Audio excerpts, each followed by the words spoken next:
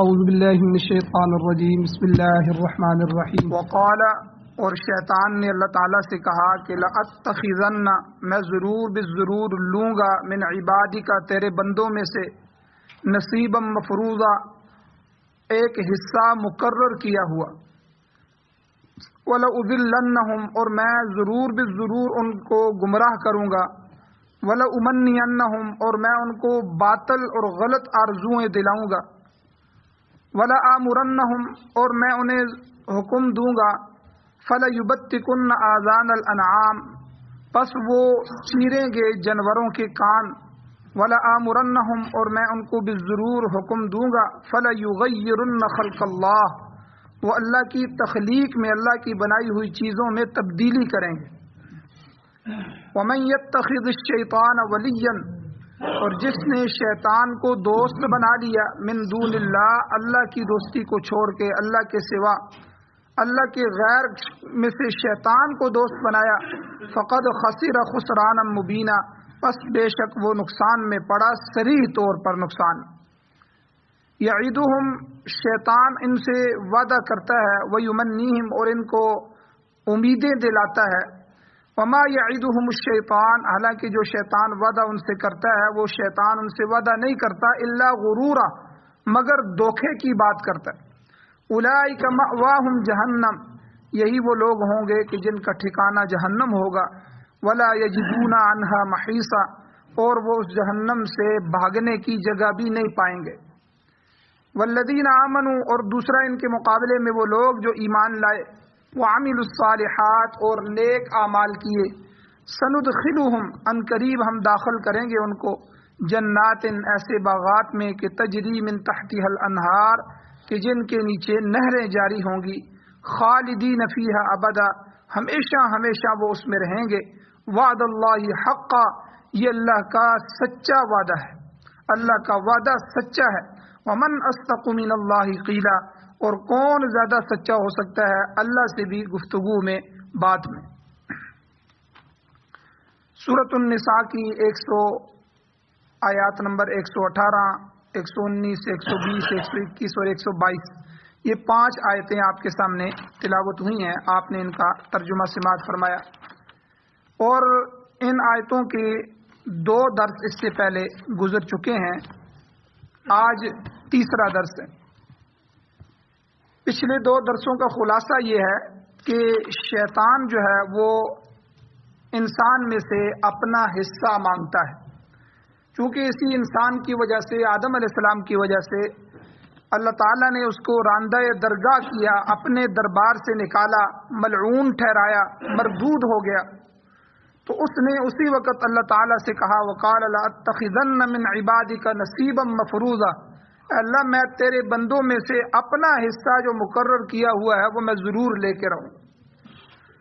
اور باقی تفصیل بیان ہو چکی ہے کہ حضور نے فرمایا کہ جس طرح انسان کی رگوں میں خون دوڑتا ہے، رگوں میں خون چلتا ہے، اسی طرح انسان کی باریک باریک نسیں ہیں، ان نسوں میں جو ہے وہ خون دوڑتا ہے، تو شیطان بھی وسوسے ڈالنے کے لیے اسی طرح خون کے چلنے کے ساتھ ساتھ چلنے کی صلاحیت رکھتا ہے، وہ انسان کے اندر بھی داخل ہو جاتا، اور اس نے یہ اللہ سے وعدہ کیا، اور پھر اس کی تفصیل میں بھی تذکرہ ہوا کہ یہ غیر اللہ کے لیے جو کچھ بھی دیا جائے گا، غیر اللہ کو راضی کرنے کے لیے نظر و نیاز دی جائے گی، منت مانی جائے گی، ان کے سامنے اپنی حاجت رکھی جائے گی، ان کو پکارا جائے گا مدد کے لیے، تو یہ اللہ کی ذات کے ذات شریک ہوگا، چاہے وہ غیر اللہ میں کوئی پیغمبر آ جائے، کوئی ولی آ جائے، کوئی بھی آ جائے، کسی کو بھی اپنی مدد کے لیے اس طرح پکارنا کہ جس طرح اللہ کو پکارا جاتا ہے، یہ پکار شرک کے اندر داخل ہو جائے گی۔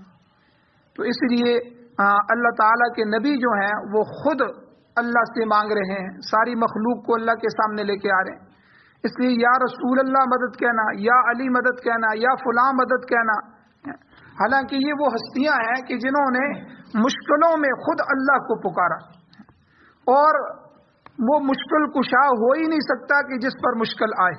یاد رکھیں، مشکل کشا وہ ہے کہ جس کے اوپر کوئی مشکل بھی نہ آ سکے، تو کیونکہ اگر اس پر خود مشکل آئے گی تو وہ لوگوں کی مشکلات کو کیسے حل کرے گا؟ اللہ تعالیٰ کو کوئی پرواہ نہیں ہے، ساری دنیا اس کے حکم کو مانے اور ساری دنیا مسلمان ہو جائے اور صحیح طریقے سے چلنا شروع کر دے تو تب بھی اللہ کی شان میں کوئی بڑھوتری نہیں ہے، اللہ پہلے ہی سے شان والے۔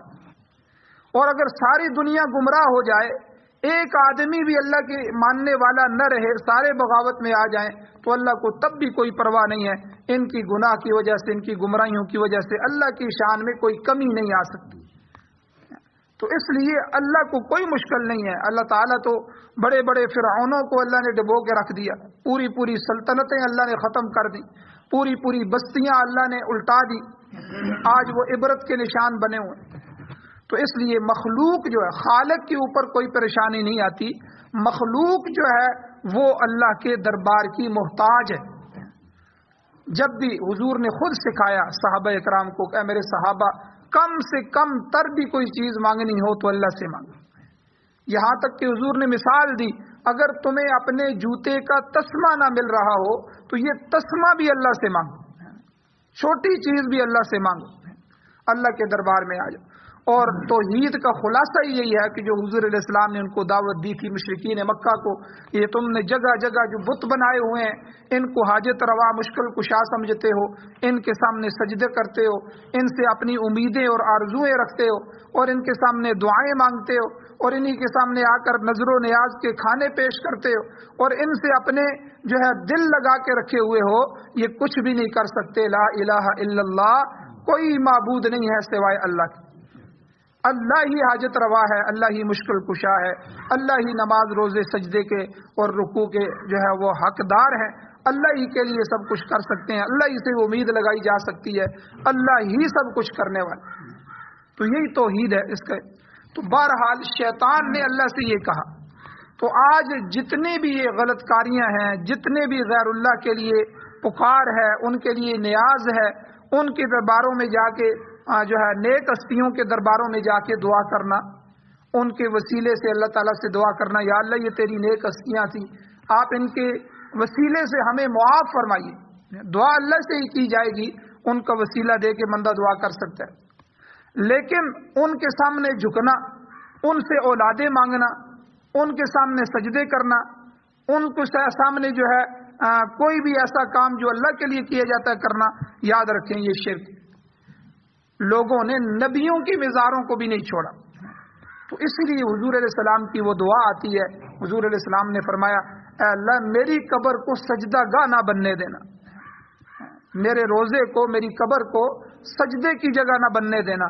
تو آج اللہ تعالیٰ نے دیکھو کتنے سخت لوگ وہاں مقرر کر دیے، تو بالکل وہ قریب بھی لگنے نہیں دیتے۔ ہمارے لوگ تو ان کی کوشش ہو تو وہ قبر سے مٹی اٹھا اٹھا کے پوری قبر کو ہی خالی کر دیں۔ تو اس لیے تو ان لوگوں کی جو نیک اولیاء اللہ ہوتے ہیں، بڑے لوگ ہوتے ہیں، ان حضرات کے قبور کا ادب بھی جو ہے وہ ملحوظ خاطر رکھنا چاہیے۔ تو بہرحال یہ ساری چیزیں جو ہے شیطان کروا رہا ہے، یہ وہ اس کا حصہ ہے۔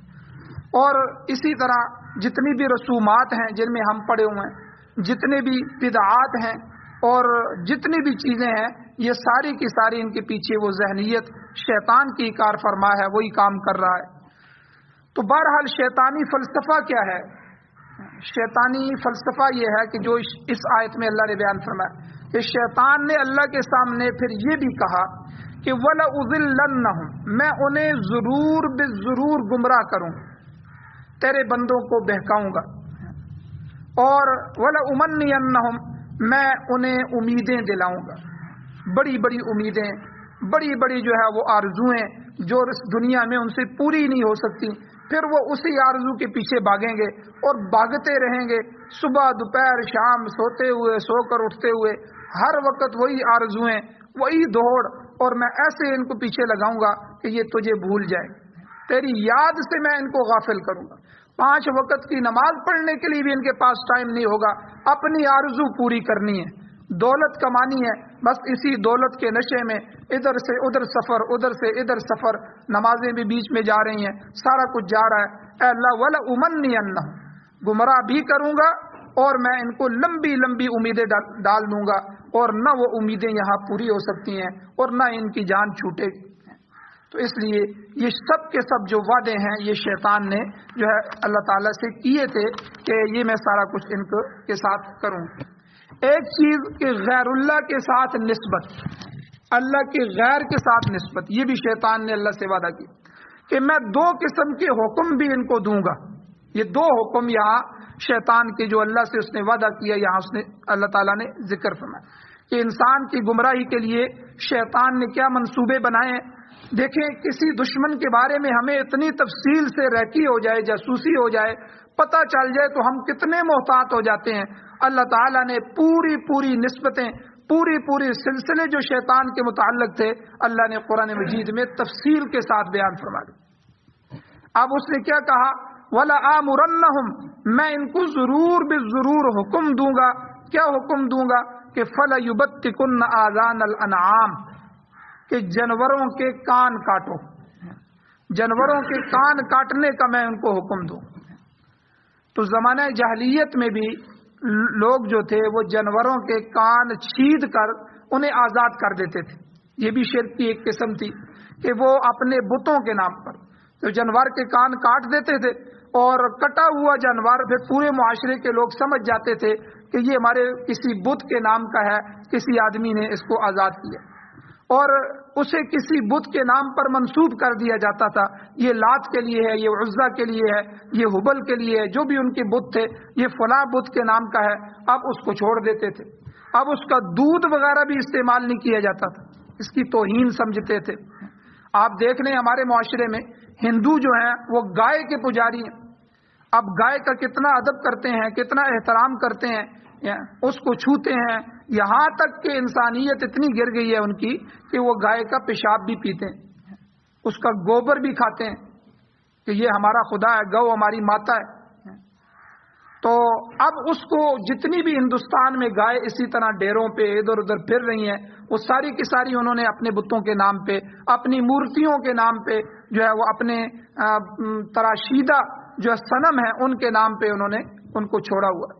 یہ آج کی بات ہے. مشرکین مکہ بھی اسی طرح کرتے تھے، پھر اس کو استعمال بھی نہیں کرتے تھے. ہمارے ہاں ایک اور قوم ہے رافضی. رافضیوں کو آپ دیکھیں، وہ جو گھوڑا ان کا ہوتا ہے اس گھوڑے کی پہلے نسبت کرتے ہیں، یہ گھوڑا حسین کا ہے، حضرت حسین رضی اللہ تعالیٰ عنہ کا. پھر اس گھوڑے کے ساتھ بھی اسی طرح ادب و احترام کرتے ہیں، اس کے اوپر بیٹھنا بھی گوارا نہیں کرتے، اس کی خدمت کرتے ہیں اور خوب جو ہے اس کو استعمال کرتے ہیں. اس کی جو ہے وہ اوپر ہاتھ لگانا بھی باعث عبادت سعادت سمجھتے ہیں. اس کی میں نے اس دن بھی ذکر کیا، اس کی جو ہے آج کل تو ویڈیو آ گئی ہیں آن دی ریکارڈ کہ وہ جو ٹب میں شربت بنا کے لوگوں کو سبیل پلاتے ہیں محرم میں یا اس طرح، تو پہلے گھوڑے کو پلاتے ہیں اس میں سے، تاکہ اس کا تھوک، اس کا لحاف اس میں شامل ہو جائے اور ہمیں برکت حاصل ہو جائے. اور ہمارے سنی بھی راستے میں کھڑے ہو کے خوب وہ پیتے ہیں، تو پینا بھی چاہیے، علاج بھی یہی ہے. تو بہرحال جو ہے یہ سارے کام جانوروں کے ساتھ کیے جا رہے ہیں. مشرک کو اللہ کتنا ذلیل کر دیتے ہیں کہ گائے، گھوڑا، کتا اور ان چیزوں کے سامنے جھکا کے رکھ دیتے ہیں.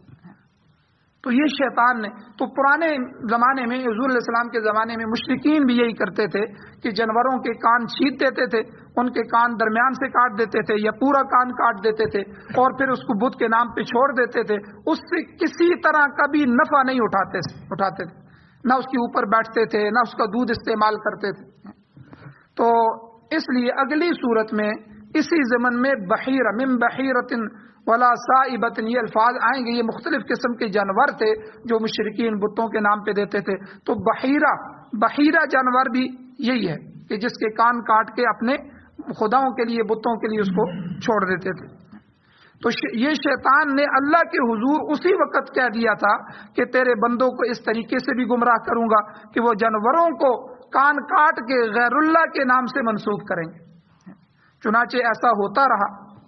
اور یہ بھی ہے کہ آج بھی جو لوگ ہیں کہ کئی دفعہ سر کے اگلے حصے کے یا پچھلے حصے میں کے کچھ بال چھوڑ دیتے ہیں اور کہتے ہیں یہ فلاں بزرگ کے نام کے ہیں. آپ نے کئی لوگ دیکھے ہوں گے، یہاں تو بہت کم ہے، ہم نے پنجاب میں پڑھا ہے تو وہاں بہت سارے یہ فلاں بزرگ کی چوٹی ہے، تو یہاں سے بال چھوڑ دیے، یہاں سے چھوڑ دیے، آگے حصے سے، پیچھے سے، وہ چوٹی پیچھے جاتی رہتی ہے، باقی بال کاٹتے رہتے ہیں. کہ یہ فلاں بزرگ کے نام کی ہے، تو یہ بھی مشرکین کرتے تھے. تو یہ بھی شیطانی کام ہے کہ وہ یہ کام کروا رہا ہے، اس کا اس نے اللہ سے وعدہ لیا تھا. اور اسی طرح کچھ لوگ ایسے ہیں، آپ نے دیکھے ہوں گے ہندوؤں میں، بلکہ خاص طور پہ سکھوں پہ تو بہت ہیں، اور ہمارے ہاں رافضیوں میں، کہ ہاتھوں پہ اور پاؤں میں انہوں نے کڑے ڈالے ہوتے ہیں، لوہے کے کڑے. تو یہ کڑے بھی فلاں بزرگ کی نشانی ہے، فلاں بزرگ سے ہم حاجت مانگتے ہیں، فلاں بزرگ کے نام کا کڑا ہے. اب لوہے کے کڑے جو ہے وہ ڈال لیتے ہیں. سکھ خاص کر کے ڈالا ہوتا ہے انہوں نے، گرو نانک کا کڑا ہے. اور ہمارے ہاں رافضیوں کے ہاں کڑے ہوتے ہیں، ہاتھوں میں ڈالے ہوتے ہیں، اور کئیوں نے پاؤں میں بھی ڈالے ہوتے ہیں. تو یہ سارا کا سارا شیطانی کام ہے جو اس نے ان لوگوں سے کروائے ہیں، اور یہ جو ہے قرآن مجید میں اللہ نے وضاحت کے ساتھ بیان فرمایا. ایک حکم تھا شیطان کا، یہ بیان فرمایا کہ اس نے کہا کہ وَلَا آمُرَنَّهُمْ، میں ان کو ضرور بالضرور امر دوں گا، حکم دوں گا کہ فَلَيُبَتِّكُنَّ، وہ ضرور بالضرور چھیدیں گے، کاٹیں گے، آذان الانعام، اذن کان کو کہتے ہیں، اس کی جمع ہے آذان. الانعام یہ جانور ہیں، جانوروں کے کانوں کو وہ کاٹیں گے، اور اے اللہ تیرے غیر کے لیے وہ منسوب کریں گے. میں ان کو شرک، رسومات اور بدعات کے راستوں پہ ڈال دوں. اور دوسرا یہ تو ہو گیا غیر اللہ کے ساتھ نسبت. دوسرا تغییر فطرت. یاد رکھیں جو اللہ نے ہمارے لیے بنا دیا، جو حکم دے دیا، فطرت کو تبدیل کرنا، یہ بھی جو ہے شیطانی کام. تغییر فطرت، فطرت میں تغیر.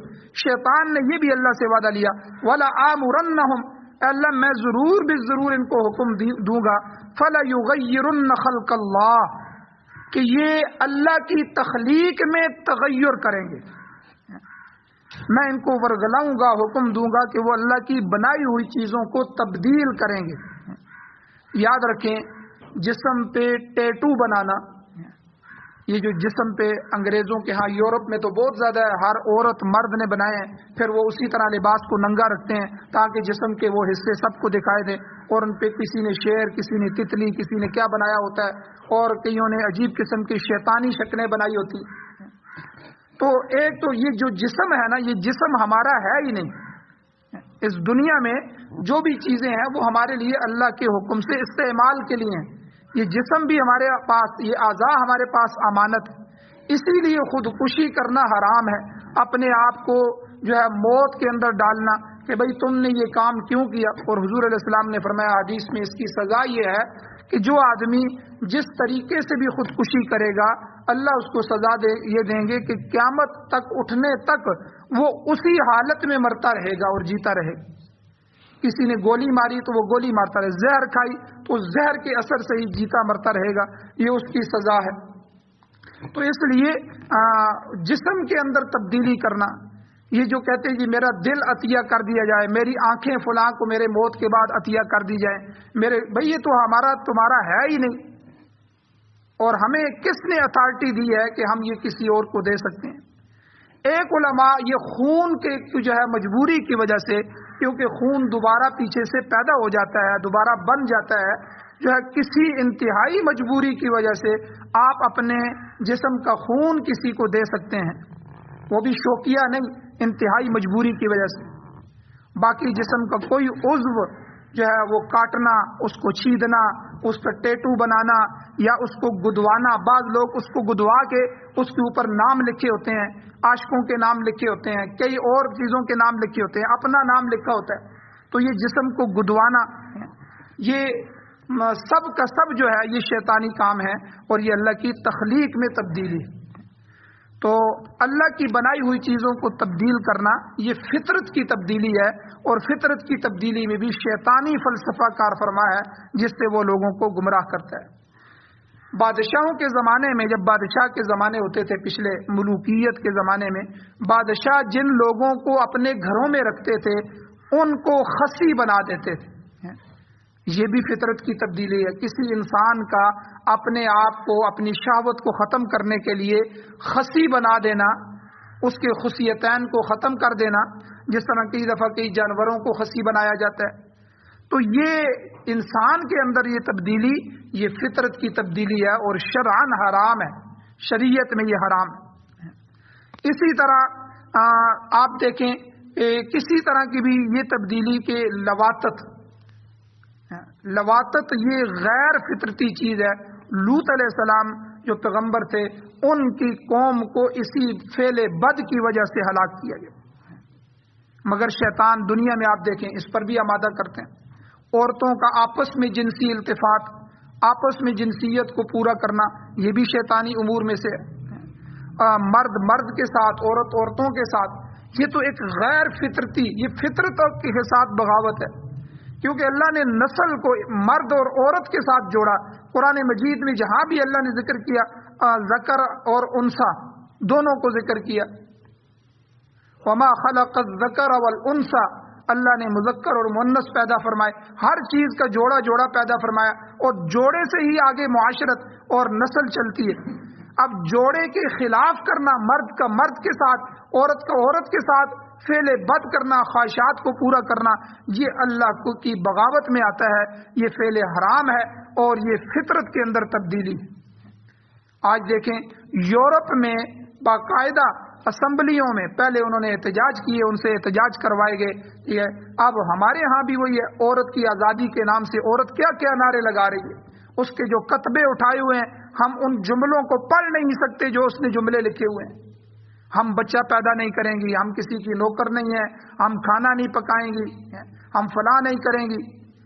تو گویا کہ کیا مطلب کہ ہمیں آزادی دے دی جائے، کوئی پوچھنے والا نہ ہو، ہم عورت عورت کے ساتھ اور مرد مرد کے ساتھ آگے جا کے، تاکہ ہم پاکستان میں بھی ایسے ہی قوانین بنا سکیں. جیسے ابھی پچھلے چند مہینوں پہلے آپ کے سامنے ٹرانسجینڈر بل پاکستان کی اسمبلی میں پیش ہوا اور یہاں سے پیش ہو کے بن گیا، اور اس پر کتنے نتیجے آ رہے ہیں کہ مرد اپنے آپ کی جنس کو تبدیل کر سکتا ہے یا اپنے نام کو تبدیل کر سکتا ہے، رہے گا مرد ہی لیکن نام بدل کے عورتوں کا رکھ دے، اپنے کاغذات عورتوں کے نام پہ بنا دے، عورت مردوں کے نام پہ بنا دے. تو یہ سارا جو ہے، یہ سارا ہمارے اوپر جو عذاب آ رہا ہے ملک میں، یہ انہی بری حرکتوں کی وجہ سے آ رہا ہے. تو بہرحال مرد کا مرد کے ساتھ، عورت کا عورت کے ساتھ، یہ یورپ میں باقاعدہ اسمبلیوں میں پیش ہوئے یہ معاملات، اور پھر وہاں کے قانون بنے. آج وہاں ان کی پوری کالونیاں ہیں، مرد مردوں کے ساتھ اور عورتیں عورتوں کے ساتھ رہ رہی ہیں، اور وہ اپنی جنسیت کو پورا کر رہے ہیں. تو یہ شیطانی عمل ہے کہ جس نے لوط علیہ السلام کی اس قوم کو بھی گمراہ کیا. اسی طرح اور پھر آگے چلتے چلتے وہی خباثتیں آج دنیا میں، یورپ کے اندر بالخصوص اور ہر ملک کے اندر جو ہے ایسے افراد کو تلاش کیا گیا اور ان کے سے جو ہے نعرے لگوائے گئے، اور آزادی کے نام پر، عورت کے حقوق کے نام پر. اور یاد رکھیں اسی طرح جانوروں کے ساتھ بھی غیر فطرتی فعل، یہ بھی فطرت کے اندر بغاوت. تو یہ ساری چیزیں جو ہیں یہ فَلَيُغَيِّرُنَّ خَلْقَ اللَّهِ میں آتی ہیں کہ شیطان نے کہا کہ اللہ میں ضرور بالضرور ان کو حکم دوں گا کہ یہ تیری تخلیق میں، اللہ کی تخلیق میں تغیر کریں گے. بلکہ ابھی تو باقاعدہ طور پر 30 سال پہلے، 40 سال پہلے جب جنس تبدیل ہوتی تھی تو کئی آپریشن کروانے پڑتے تھے، کم و پیش 1500 2000 انجیکشن اور ٹیکے لگوانے پڑتے تھے. تو آخر کار وہ مرد عورت بن جاتا یا اسی طرح عورت مرد بن جاتی، اور اس کے نقصان بھی بہت سارے ہوتے تھے. لیکن ابھی جو ہے اس میں جدیدیت آ گئی ہے، آسانی سے کوئی بھی وہ اپنی جنس تبدیل کرے. تو یاد رکھیں احادیث میں آتا ہے کہ اللہ کے نبی نے فرمایا کہ اللہ تعالیٰ نے ان مردوں اور ان عورتوں پر لعنت بھیجی ہے جو ایک دوسرے کی وضاقتہ بھی رکھیں، صرف چال ڈھال رکھیں. مرد عورتوں کی چال میں چلے، عورت مرد کی چال میں چلے، اس پر بھی اللہ نے لعنت کی ہے. اور مرد عورت کے سٹائل میں اور عورت مرد کے سٹائل میں. حضور نے فرمایا لعن اللہ المتشبہین بالنساء والمتشبہات بالرجال، کہ ان مردوں پر خدا کی لعنت ہو کہ وہ عورتوں کی مشابہت اختیار کرتے ہیں، اور وہ عورتیں ملعون ہیں جو مردوں کا سٹائل اور مردوں کی مشابہت اختیار کرتی ہیں. امام رازی رحمۃ اللہ علیہ نے جو ہے یہاں یہ بھی لکھا ہے داڑھی منڈانا، یہ بھی اسی میں آتا ہے اللہ کی تخلیق میں. یاد رکھیں یہ رجب جا رہا ہے اور معراج کے واقعات بھی بیان ہو رہے ہیں. حضور علیہ الصلوۃ والسلام جب معراج پر تشریف لے گئے تو وہاں فرشتوں نے ایک دعا پڑھی، ایک ترانہ پڑھا. حدیث میں آتا ہے جس کا ترجمہ مفہوم یہ ہے، فرشتوں نے کہا کہ مبارک ہو اس امت کے لیے، خوشخبریاں ہو اس امت کے لیے کہ جن کے مردوں کو اللہ نے داڑھی سے زینت بخشی اور جن کی عورتوں کو اللہ نے سر کے بالوں سے زینت بخشی. اب دیکھیں، مرد جو ہے وہ اپنے چہرے کے بال نوچ رہے ہیں، چہرے کے بالوں کو، داڑھی کے بالوں کو ختم کر رہے ہیں، اور عورتیں اپنے سروں کے بالوں کو ختم کر رہے ہیں، کٹا رہی ہیں، تھوڑا تھوڑا کر رہی ہیں. تو یاد رکھیں، یہ بھی امام رازی رحمۃ اللہ علیہ نے انہی احادیث اور انہی وجہ سے اس کو بھی فطرت کے تغیر میں شامل کیا ہے کہ اللہ کے تخلیق میں یہ لوگ جو ہے مداخلت کرتے ہیں کہ اللہ نے جب داڑھی بنائی ہے مرد کے لیے، اگر یہ مرد کے لیے اچھی نہ ہوتی تو اللہ اس کے چہرے پر داڑھی کو آنے ہی نہ دیتے، جس طرح عورت کے چہرے پر نہیں آنے دیتے. اب عورت بھی انسان ہے، مرد بھی انسان ہے، دونوں ایک ہی ماں باپ سے پیدا ہوئے ہیں، بہن بھائی ہیں، لیکن ایک کے چہرے پہ داڑھی آ جاتی ہے، دوسرے پہ نہیں آتی. اس کا مطلب ہے کہ یہ اللہ کی تخلیق ہے. اللہ نے مردوں کو حسن دیا ہے داڑھی کے ساتھ، اللہ نے اپنے پیغمبروں کو حسن دیا ہے داڑھی کے ساتھ. یہ سارے پیغمبروں کی سنت ہے. پھر اللہ نے داڑھی کو پسند فرمایا. اللہ اور اللہ کے رسول نے داڑھی منڈانے والے سے نفرت کی. حضور علیہ الصلوۃ والسلام کے سامنے کیسر و کسریٰ میں سے کسی کے 2 قاصد پیش ہوئے، کوئی پیغام لے کے آئے. اور یاد رکھیں، مسئلہ یہ ہے، شریعت کا مسئلہ بھی یہی ہے کہ کسی کا بھی قاصد آئے، چاہے ان سے جنگ چل رہی ہو، چاہے جو بھی ہو، قاصد کا قتل کرنا جائز نہیں، کیونکہ یہ پیغام ہوتے ہیں ایک دوسرے کے لیے. اس میں دوران صلح بھی ہو سکتی ہے اور معاملات بھی حل کیے جا سکتے ہیں.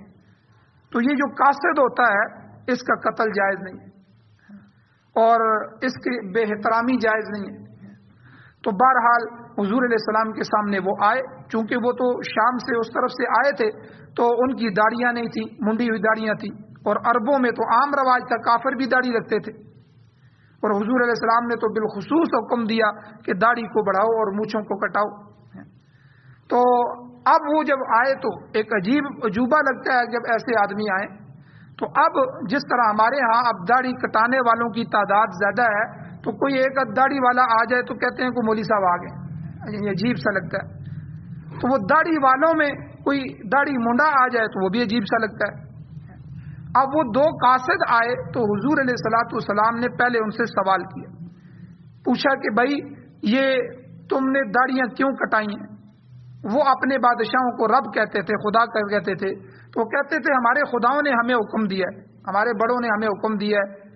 تو حضور نے فرمایا میرے رب نے، میرے بڑے نے تو مجھے حکم دیا ہے کہ داڑھی کو بڑھاؤ اور مونچھوں کو کٹاؤ. تو اب حضور علیہ الصلوۃ والسلام نے، حدیث میں آتا ہے، حضور نے ان سے چہرہ پھیر لیا غصے میں.